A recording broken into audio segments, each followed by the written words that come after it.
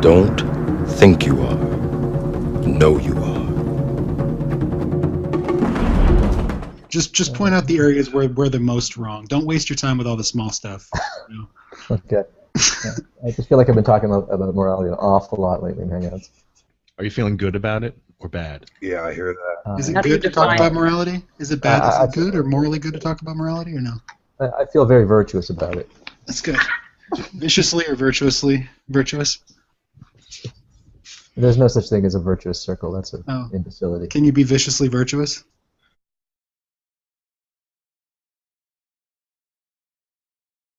There's no such thing as a virtuous circle. That's an Oh. imbecility. There's no such thing as a virtuous circle. That's an Oh. imbecility.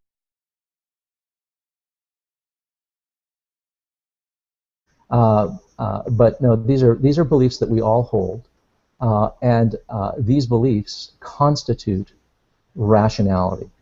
So, I mean, if you're interested, I can explain what I mean by properly basic belief. A properly basic belief, on my view, it's typically an unstated assumption. These are things that we just sort of drink in with our mother's milk. They're part of our culture. They're part of our biological heritage. One can become aware of them sort of through the study of philosophy and psychology and that sort of stuff. One becomes aware of these unstated assumptions. So properly basic belief is first and foremost. Typically, it starts off as an unstated assumption that we take for granted, but that we can become aware of. Secondly, these are universally held. Yeah, I'll list a few. Let's sort of list the criteria, and then I'll list examples. These cannot be defended except on pain of circularity. There's no way to defend these by appeal to evidence and stuff like that, because these are the kinds of beliefs that constitute what we call evidence.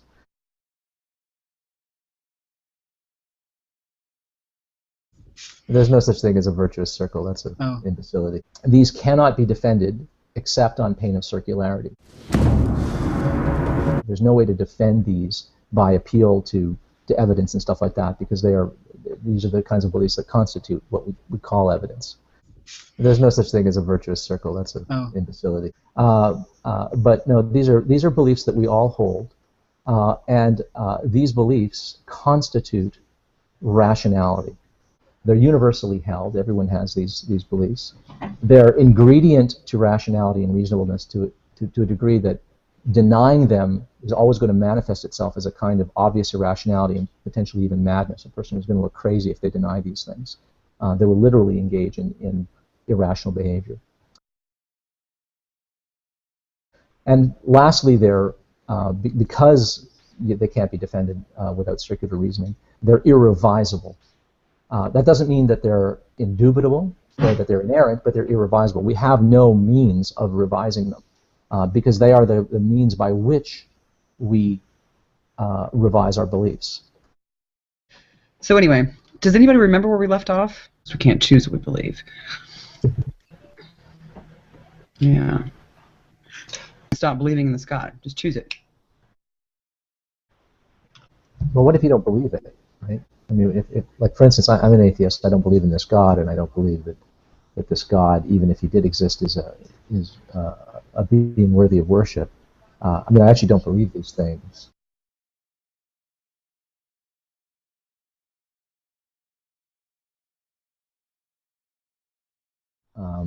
Even if you think, I mean, I believe you have some kind of Reformed Calvinistic leaning, so you may believe that I, in fact, believe in God, despite what I say.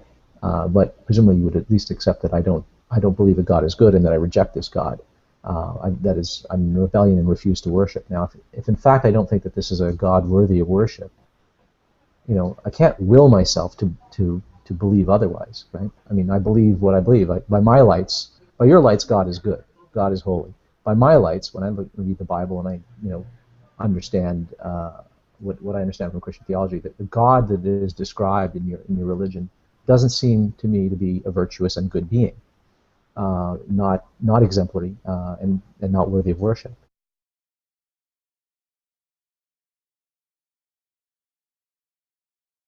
Now, if I don't believe that this God is good, why would I follow this God and obey this God? I can't will myself. I can't say, well, despite what I believe, I'm just going to pretend that I believe. Right? I can't do that any more than I can pretend that I'm a tomato, or I pretend that I'm on Mars right now. These are not things that I in fact believe, and I can't by an act of will, simply decide to believe other than what I in fact believe. I don't decide my beliefs.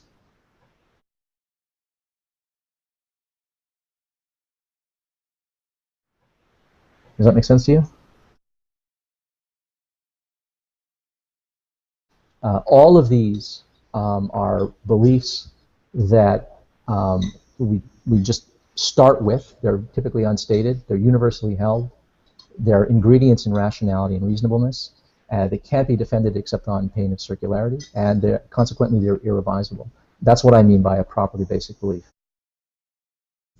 There's no such thing as a virtuous circle. That's an imbecility.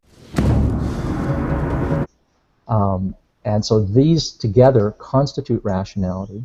They're the ladder on which we stand when we're trying to arrive at our other beliefs, when we're trying to reach and make correct inferences and support our beliefs. This is the architecture of rationality, as I see it. And so if you have a belief and it's true, and that belief arises as the consequence of a reliable process, then you know what you think you know. I mean, if you're tempted to think, oh, well, I don't like this externalism, remember that presuppositionalism posits an external justification, right? God is the guarantor of your beliefs. He's your reliable belief forming system, right? So we're both externalists, you and I, if you're consistent in your epistemology. The difference is, though, that when you task me to justify my beliefs, if you ask me how do you know, you're asking me to supply an internal justification you're insisting that I have to know that I know in order to know. But you're not abiding by that condition yourself. You're using an externalist conception of justification while insisting that everyone else use an internalist one.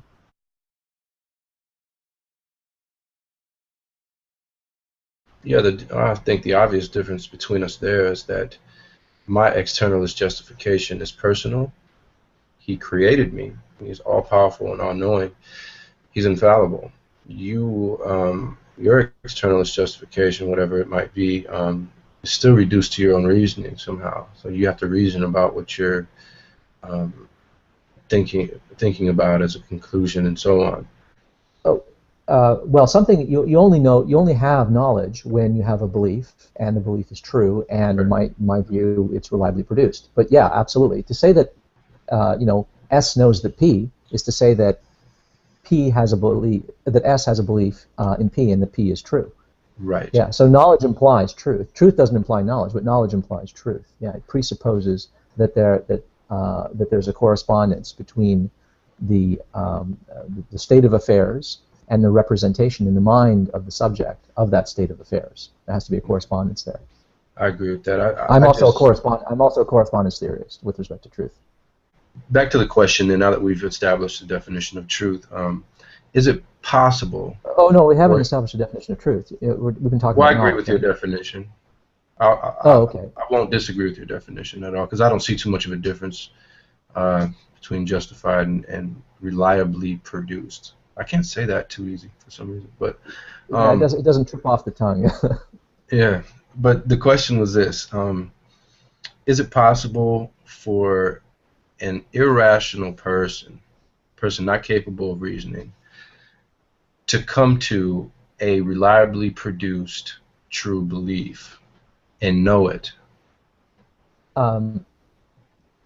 If a person's reliable belief-forming processes are damaged, if they're not working right, then they are by definition not reliably produced beliefs, right? And if the person, and so on my view, if a person doesn't have a reliable belief-forming process, then no, they're not in a position to know things. If my brain and is not working right, if my eyes are not working right, if my memory is systematically deceiving me, then no, I don't know what I think I know.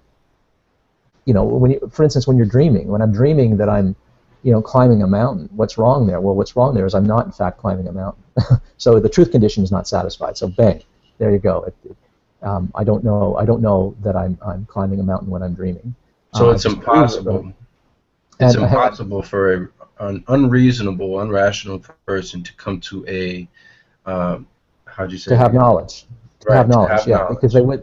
Because by definition, if they are in fact systematically irrational, So you're then saying they that they don't have have a reliable belief-forming process. You can't prove to me that you have valid reasoning. Just in the same way I can't prove to you God. Right. So Yeah, that's right. My claim is not that I have a way of establishing that my cognitive faculties are working properly and that logic is valid. Nobody can do that except by arguing in a circle. That's precisely why these are properly basic beliefs. These beliefs are not grounded in other beliefs. They are the bedrock belief out of which rationality springs. These beliefs are not grounded in other beliefs. They are the bedrock belief out of which rationality springs.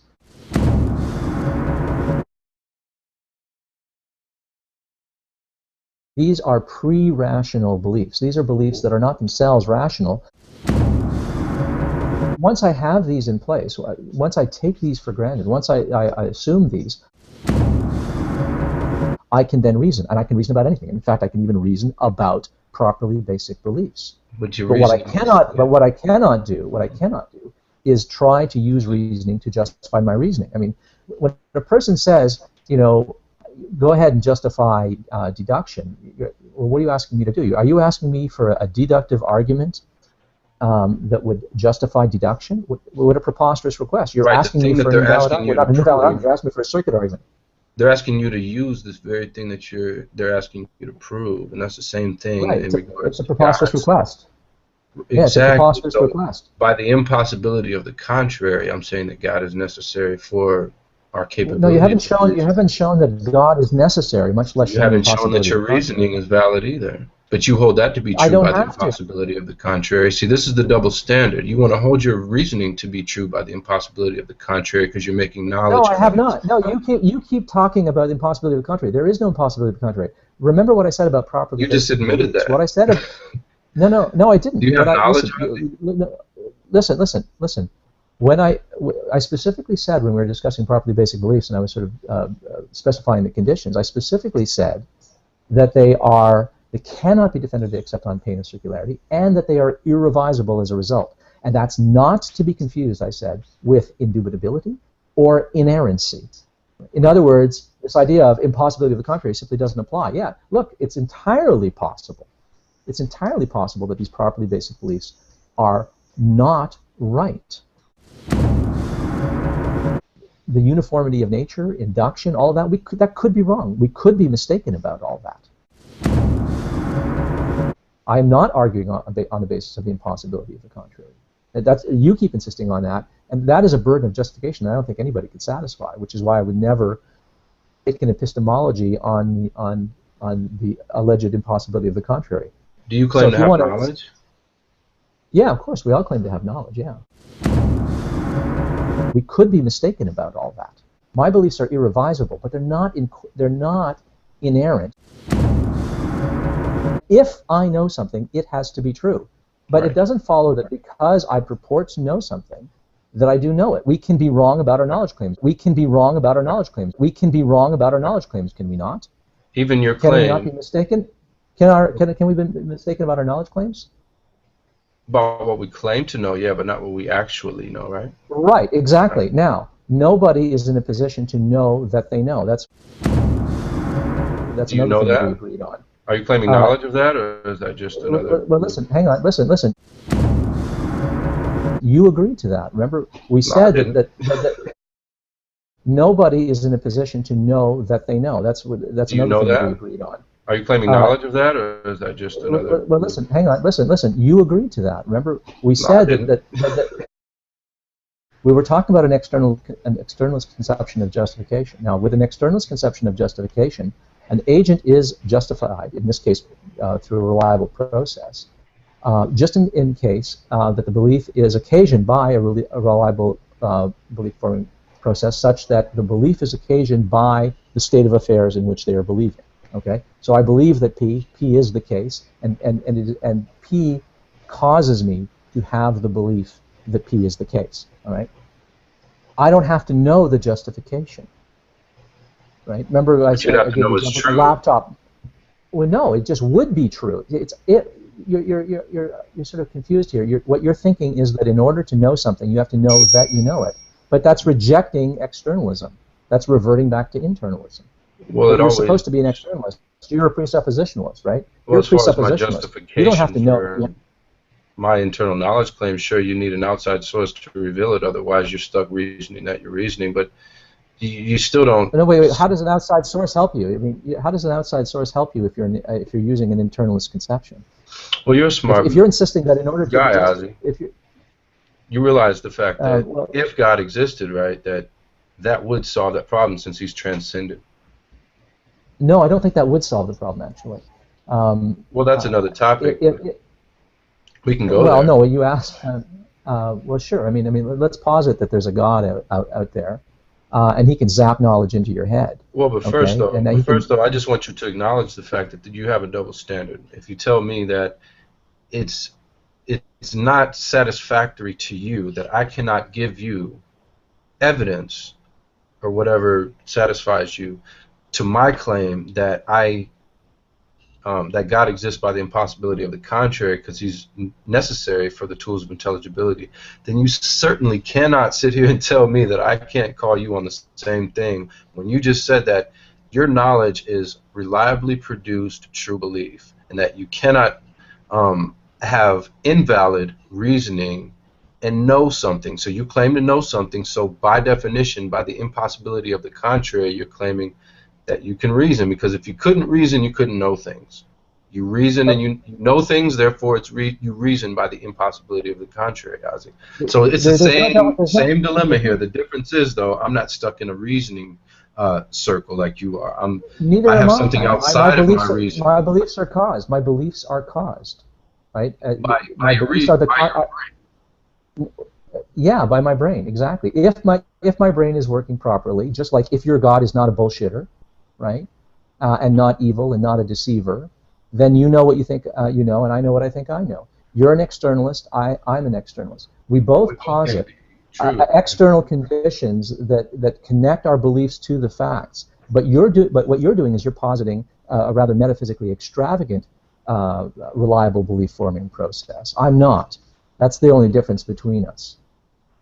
Do you know that you're not? Do I know that I'm not what?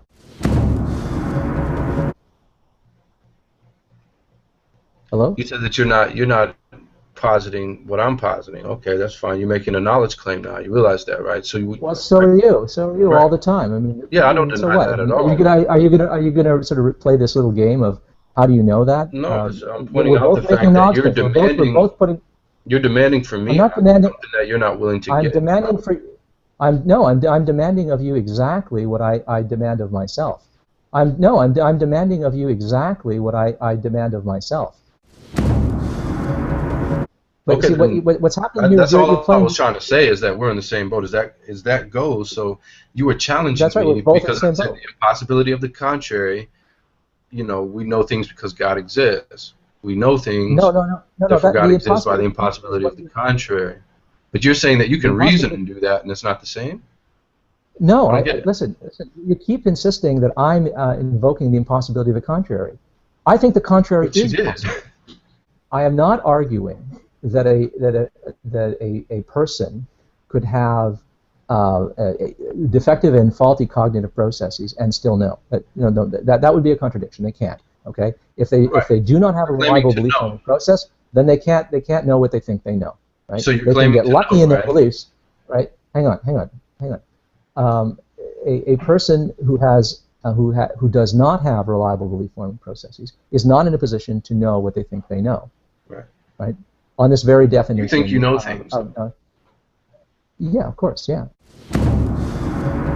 Right, and it's so the way it's impossible for you to be unreasonable. No, that does not follow. That is a non sequitur. I'd like to hear the argument for that. I'd like to hear the argument for that. You're claiming it does knowledge, not follow right? that yeah, that's right. A knowledge claim is a claim to know. A claim to know is not a guarantee of knowledge. So you don't have any guarantee that anything that you know is correct. It's true. That's right. So you don't you're not you don't have any guarantee that anything that you know is correct. It's true. That's right. Certainty is not an ingredient in knowledge. It's not even an ingredient in your definition of knowledge. A knowledge claim is the claim that if such and such conditions abide, then I know what I think I know. If those conditions abide. If those conditions don't abide, then I don't know what I think I know. You're never in a position to know that you know. You can know things, but what you can't know is that you know them. Right? This meta-knowledge is not required. If you come to a reliably produced true belief, then it's impossible. Then I know what I think. Then it's impossible that you are unreasonable. That's right. Well, right. It depends. If we're talking about a perceptual belief, it would be possible for me to be unreasonable. For instance, I could be bad at inference, but my perception might be working. I might have a terrific memory, but bad perceptual capacities. I mean, these are different cognitive processes. There are beliefs based on memory. There are beliefs based on perception. There are beliefs based on induction. There are beliefs based on deduction. There are beliefs based on abduction.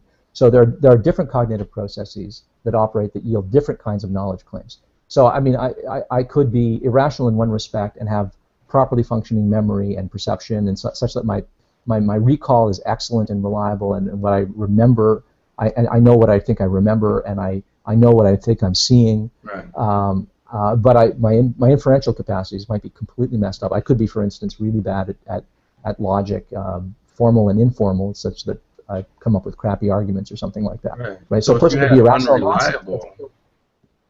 If you had unreliably produced beliefs, if you had unreliably produced beliefs, then I would not know what I think I know.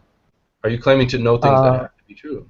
If so, then that would imply still that you are still everything I claim to know is a truth claim. Every time I say I know that X is the case, I am claiming that X is the case. But you're not. Well, anybody can claim anything. A claim isn't a justification of knowledge. So you're claiming to have knowledge, bro, not just claims about beliefs. So if you claim knowledge, you're claiming truth. To claim, listen to my definition of knowledge, right? It's reliably produced true belief. To claim to know something is to claim that one has a belief that is reliably produced. Right? I have a reliably. Yes, it has to be true. Exactly. Right. So if I have a belief and it is reliably produced, and if that belief is true, then I know what I think I know. That's the condition for knowledge. What you're anxious about, what's agitating you here is, Ozzy, how do you know that your belief was reliably produced? That is something that we cannot know. Ozzy, how do you know that your belief was reliably produced? That is something that we cannot know. And that is the same boat that you are in with respect to your God. How do you know your God's not a liar, not a deceiver? I don't think you understand. If you're claiming knowledge of such a truth, it is still foundationed by the fact that you believe that your reasoning is reliable.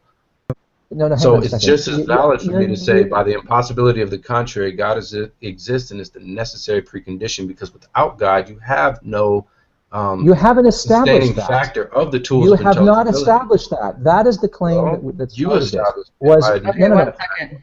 1 second. It's been a little over an hour, so I'm going to let Oz respond to what Arcane just said, and then we're going to go ahead and... This started out, Arcane, with me asking you how you could ever discover that you're wrong, and what I'm interested in here is this business of establishing the veracity of your worldview by establishing the impossibility of the contrary. Nothing that comes out of my mouth is relevant to you establishing the impossibility of every possible worldview other than your own. I mean, I can only put forward one worldview, my own, right? In fact, if I try to put up a hypothetical, you're inclined to say, "Oh yeah, you're being hypocritical. I want to hear your worldview." I mean, this is sort of the standard move.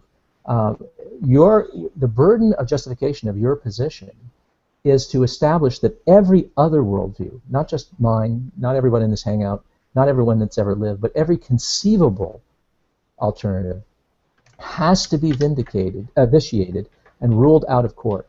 Okay, and only if you can do that, only if you've ruled all of those out, then will you have established the impossibility of the contrary. And if you've established the impossibility of the contrary, then that leaves, and then you've established, not A is false, then you would establish that A is true. That would establish the veracity of yours.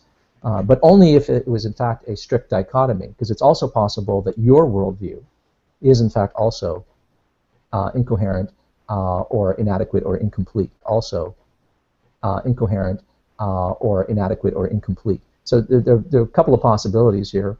The first thing I would suggest is that you have not established the impossibility of the contrary of your worldview, because there's just too many worldviews to do that to. No one could do that. I think it's just a hopeless task.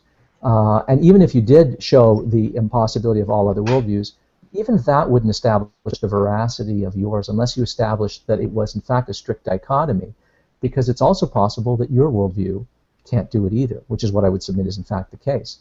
And consequently, you can't make your case based on the impossibility of the contrary, and you haven't put forward an independent case for why yours is necessarily the case. The only case that you've tried to make is the impossibility of every other worldview, but you've not made that case. So you don't have an independent case for the veracity of your position, and you haven't made a case for the impossibility of all other worldviews. All you've tried to do is make a case for somehow the inadequacy of my worldview, specifically my epistemology. All right, I'll end there. Thank you very much, Arcane. This was good. Yeah, definitely, man. Good discussion. I think a lot of people might benefit from it from both sides. But yeah, to retort, all I'd really need to say is you haven't established any rational reason why your truth claims that you just made were reliably produced. Period. End of discussion. End of debate. I mean, because you're asking me the same thing, but you don't want to look at it in terms of examining your own worldview and seeing if you can even establish a grounding for knowledge of the truth that I would tell you as my justification for why the contrary is impossible according to my worldview. So I can go on easily and argue and give you the points about logic, about I can give you transcendental argumentation that support the view, but every other worldview that does not start with a transcendent, all-knowing, all-powerful being as the basis of your epistemology always will ultimately reduces to skepticism if you're honest. So I don't know how much more we can go on that, but yeah, I'd look forward to talking to you again for sure, man. It was a good discussion. Thank God you guys shut the fuck up. You should see some of these comments. You should see some of these comments on the video.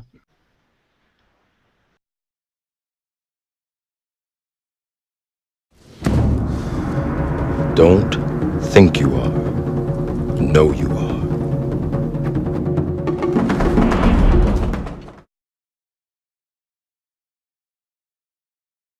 Just point out the areas where they're most wrong. Don't waste your time with all the small stuff.